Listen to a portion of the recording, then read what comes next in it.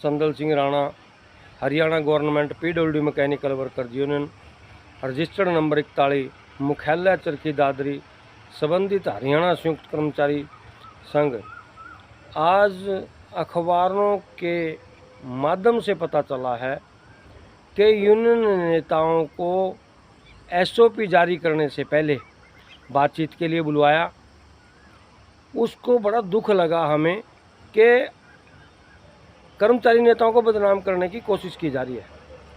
हम 3 विभागों की यूनियन चला रहे हैं, पीडब्ल्यूडी विभाग की, जन स्वास्थ्य विभाग की, सिंचाई विभाग के। हमारे तीनों विभागों में हजारों कर्मचारी काम कर रहे हैं, परंतु जब वह एसओपी जारी करनी है उससे पहले हमें कोई सूचना नहीं दी गई, जिसका हम घोर शब्दों में निंदा करते हैं कि सरकार कर्मचारी नेताओं को बदनाम करने की कोशिश कर रही है।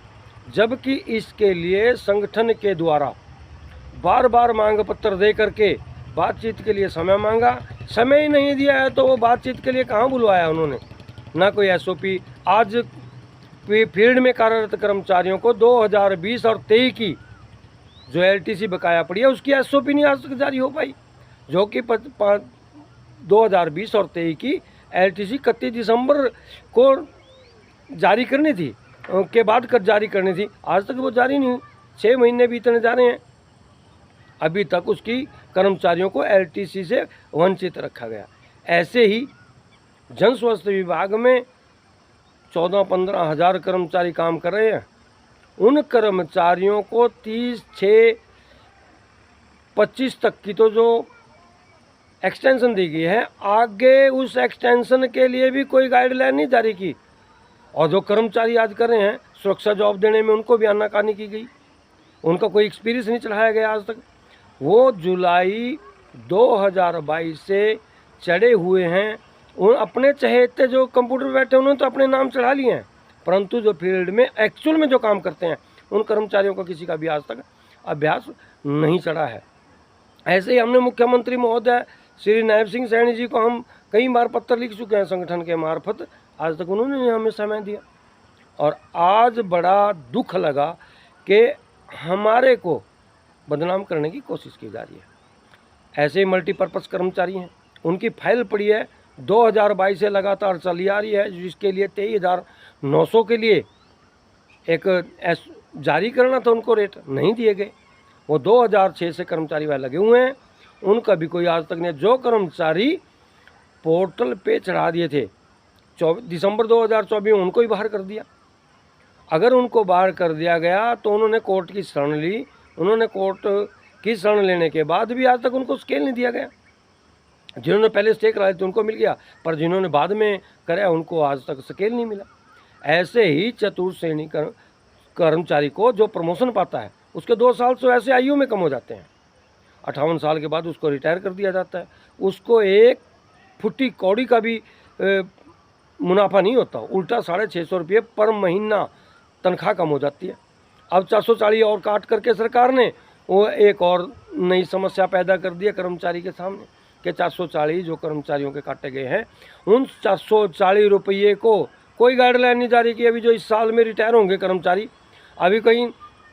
अभी 30 जून में रिटायर हुए हैं, जो अभी 30 मई में जो कर्मचारी रिटायर हुए 4 क्लास के, उनके लिए कोई गाइडलाइन नहीं थी कि उनको क्या देना है क्या नहीं देना, कुछ भी नहीं। ये एक फाइनेंशियल ईयर है, आप स्टार्टिंग में दे देते। ऐसे ही हमारा टेक्निकल पोस्ट के लिए 18 कैटेगरियाँ काम कर रही हैं, उनको एक 2400 का ग्रेड पे देना था, उनको आज तक नहीं दिया गया। उनकी भी फाइल वापस रिटर्न करके भेज दी। ऐसे ही अभी जो फील्ड में हमारे 15-16 सर्कल हैं, उन 15-16 सर्कलों में जो MITC के कर्मचारी थे उनकी पोस्टें अभी तक बंटित नहीं की गई, जबकि हमें समय दिया गया था 1 महीने के अंदर अंदर सब काम हो जाएगा। मंत्री जी से हमें आश्वासन मिला, परंतु आज तक भी नहीं हुआ।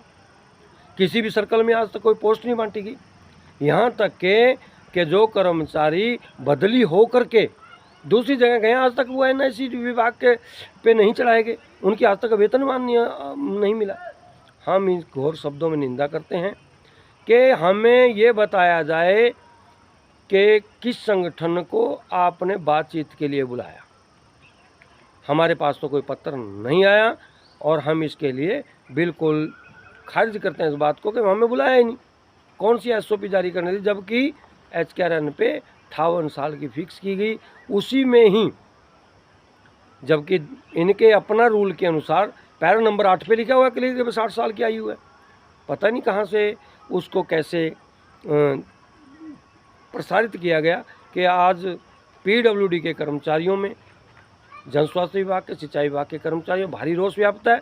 इसी चीज़ को लेकर के 10 जून के पश्चात हरियाणा प्रदेश में कार्यरत सभी विधायकों, सांसदों को, चाहे पक्ष का है या विपक्ष का है, सबको रोष प्रदर्शन करके उनका मांग पत्र सौंपा जाएगा, जिससे एक सोए हुए को जगाने वाली बात है वह ये जगाने का काम किया जा रहा है। फिर भी अगर सरकार सचेत न हुई तो फिर लड़ाई तो है ही, इसके बाद भी एक लंबी लड़ाई लड़ी जाएगी।